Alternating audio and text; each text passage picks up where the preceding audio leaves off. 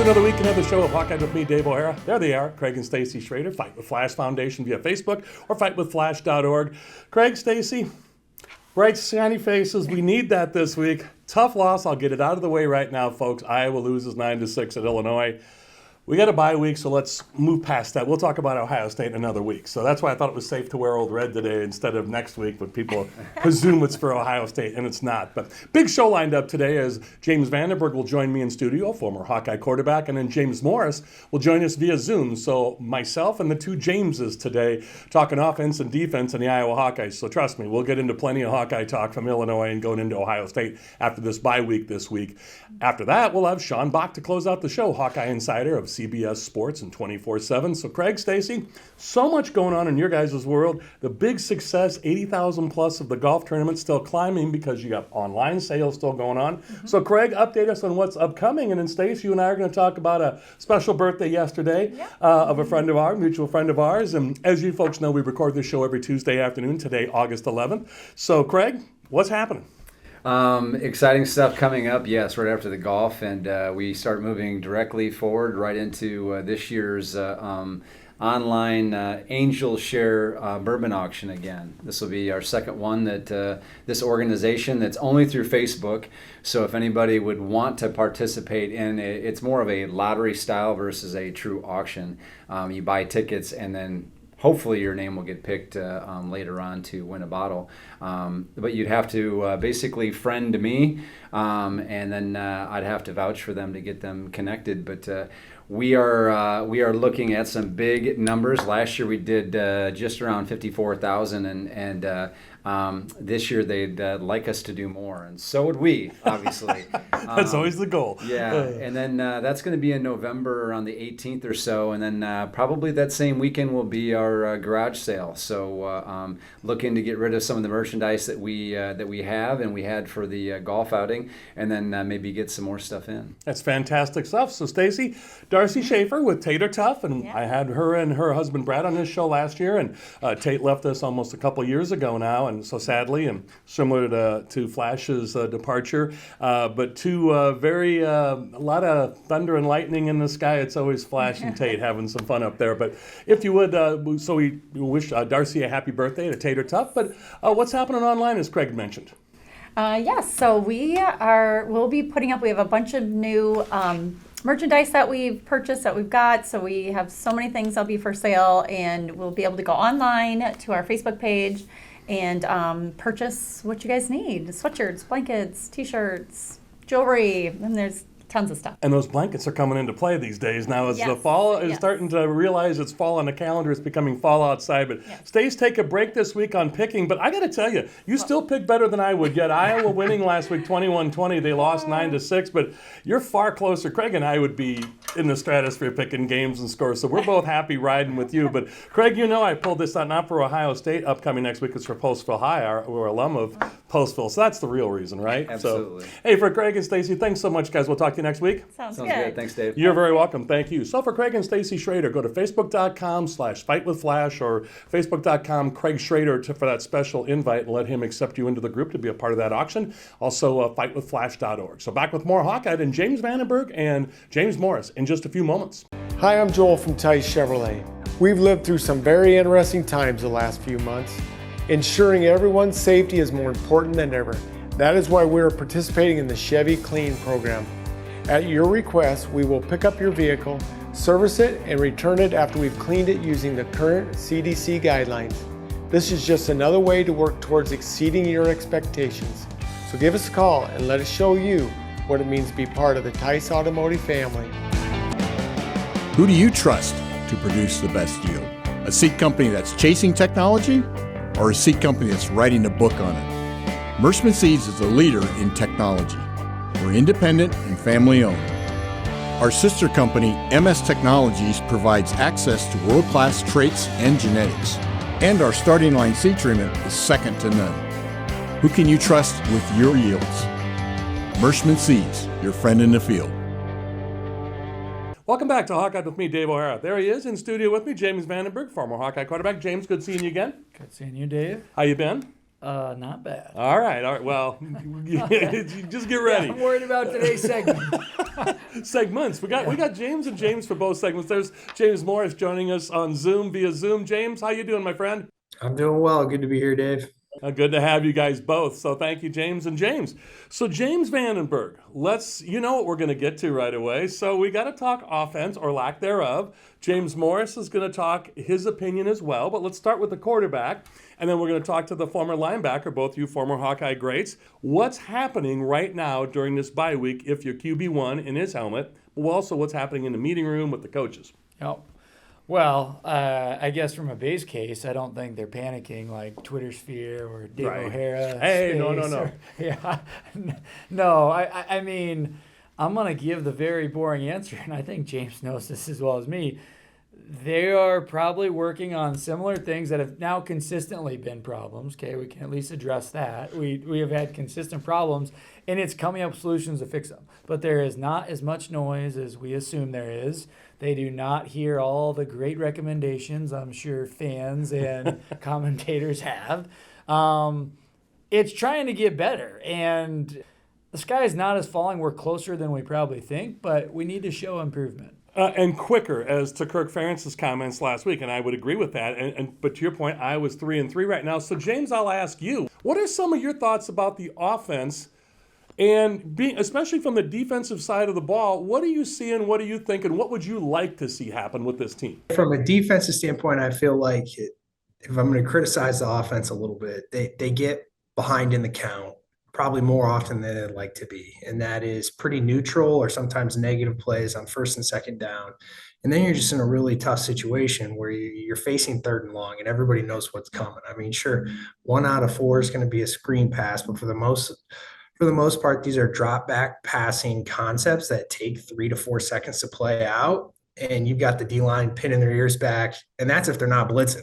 If you have to block 5 guys in that situation and you don't know what the defensive landscape looks like, if you're Petrus, then it's a challenge. So I feel like easy wins for them would be trying to basically stay at par in the count and try to get to down and distances where you've got optionality. So 3rd and 4 is so much more stressful for a defensive player than 3rd and 7 or 3rd and 8. I mean, 3rd and 2, forget about it. You're kind of playing on your heels a little bit, and a lot of times you'll see it happen in the Monday night game the other night where you get in like a 3rd and 1 or a 4th and 1, and then you run a play action pass.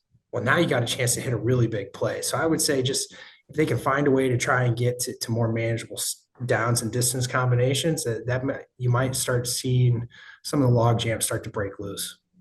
Well stated, and I'm going to let you jump in, but I just want to let the viewers know we're recording this on Tuesday afternoon during the bye week. Today is October 11th, so all the references we make are based on this day. So go ahead, James. No, there's a list of offensive football at Iowa, and it's 4 yards on first down. I mean, that is literally like the number one line item when we think of like what we're trying to accomplish, and it plays right into him. In 2nd and 6, which leads to 3rd and 3, is a 2nd and 11 is not. Offense is on their heels in 2nd and 11. I mean, now we're trying to get it to 3rd and 5. Yeah. It just gets hard when you can't win early. And that foundationally starts, up front, moving the line of scrimmage, being able to run the ball in a positive way. So my question, James Vandenberg, to you is, you had mentioned something off the air that I thought was very on point. Thank goodness for Sam Laporta. Thank goodness for Luke Lachey. Well, but what about your running backs?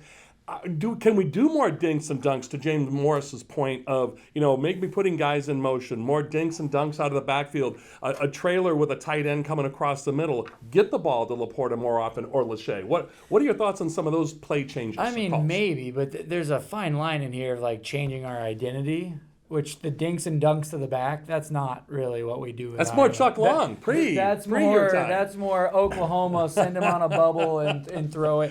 So there's a line in here, getting the ball to Lachey and Laporta. I think we're doing a pretty good job. It sure looks like the TV copies I get to catch occasionally, like the defense should know Laporta's getting the ball. Yeah. And I think they do, because a lot of times there's 2 guys on him and we're still getting him the ball. So, I wish it was that simple of, hey, let's just try to concentrate to this. I almost think it's probably just more foundational, and James would know way better than me. It's like, if you don't tackle well, you don't play defense well, period. And there are base things on offense where if you don't do them well, all offense is bad. Yeah. And we've shown signs of doing them good. We've shown signs of doing them poorly. And right now we're not doing it good consistently enough to get in front of the chains. Well, let's do this, guys. Let's run to a quick break. We come back. I have a few more things I want to get to. Then we'll talk some defense, special teams, because they deserve accolades as much as the offense. People, are lampooning the offense, deservedly so, unfortunately. We want to talk defense and special teams, too. So let's run to a quick break with Hawkeye with me, Dave O'Hara. He's James Vandenberg joining me in studio, the former Hawkeye quarterback. James Morris joining us on Zoom, the former Hawkeye linebacker. We'll be back with more in just a few moments. To have a strong finish, you need an excellent start. It's true on the track and also in the field. That's why Merschman Seeds works tirelessly to deliver cutting-edge technology year after year. Introducing Starting Line, Merschman Seeds' latest advancement in seed treatment, now providing added protection from white mold and sudden death syndrome all season. Ask for Starting Line seed treatment from Merschman Seeds, your friend in the field. Hi, I'm Joel from Tice Automotive Family. We are living through some of the most interesting and challenging times many of us have ever seen. Knowing who you can rely on is more important than ever. Many of us turn to our families to get us through, and the same holds true here. From our fair, upfront pricing to exceptional service after the sale, we truly want to exceed your expectations. So give us a call or stop by and let us show you what it means to be part of the Tice Automotive family. Make next harvest your best harvest with Merschman Seeds. First, our connection to MS Technologies makes us an industry leader for Enlist E3 soybean genetics. Second, Starting Line seed treatment, our most advanced seed treatment, comes standard with added protection against both sudden death syndrome and white mold. Third, upgrade with Saltro and Trunemco for maximum protection against sudden death syndrome and soybean cyst nematodes. There's only one leader in soybean technology, Merschman Seeds, your friend in the field. Welcome back to Hawkeye with me, Dave O'Hara. Man, oh man, I wish you could be with us during commercial breaks and hear some of the off-air conversation. But I want to keep us on the air. So James Morris joins us via Zoom, former Hawkeye linebacking great. James Vandenberg in studio with me, former Hawkeye quarterbacking great. So James Morris, I'll start with you since James Vandenberg closed the last segment out.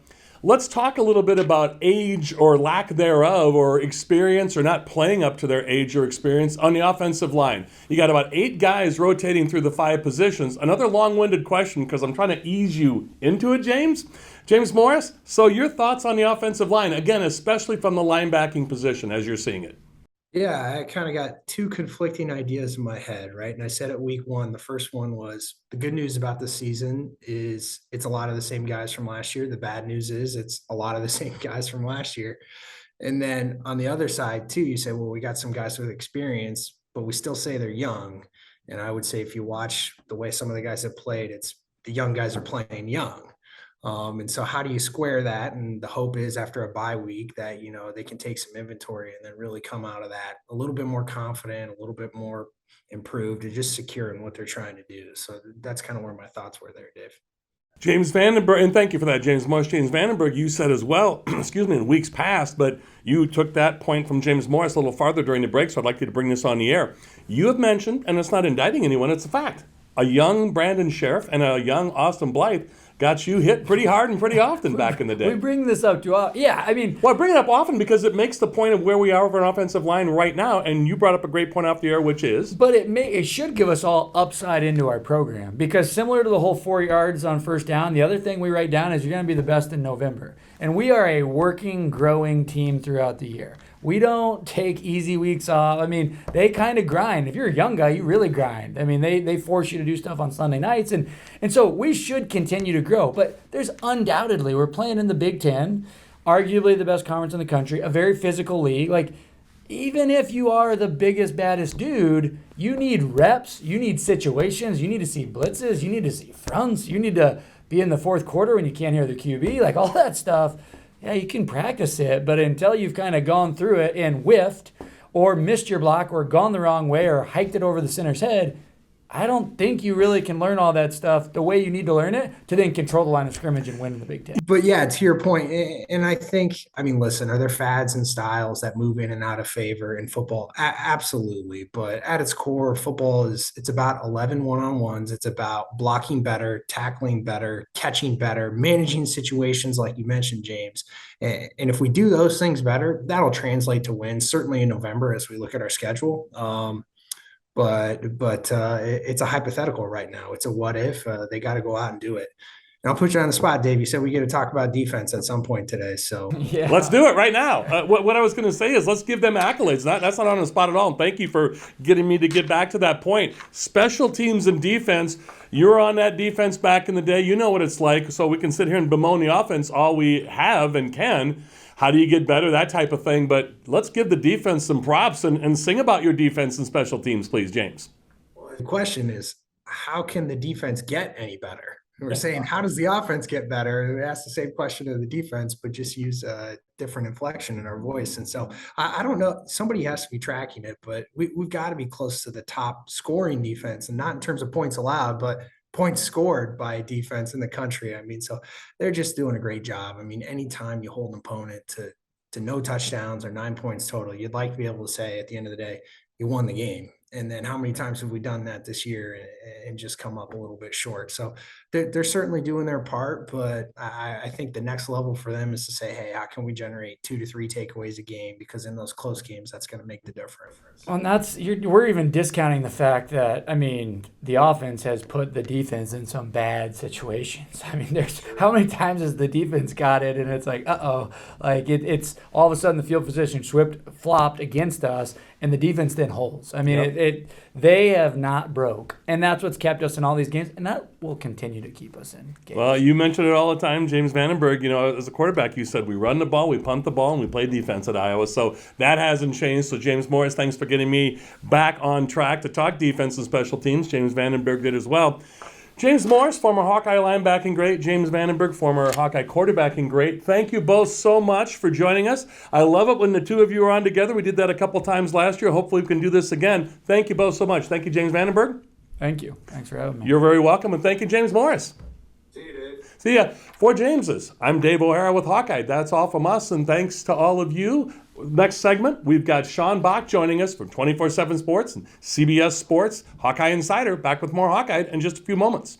Welcome back to Hawkeye with me, Dave O'Hara. There he is, Sean Bock, Hawkeye Insider. How you doing, Sean? Good, Dave. How you doing? Good as always. Thanks for being here. 24/7 Sports, CBS Sports.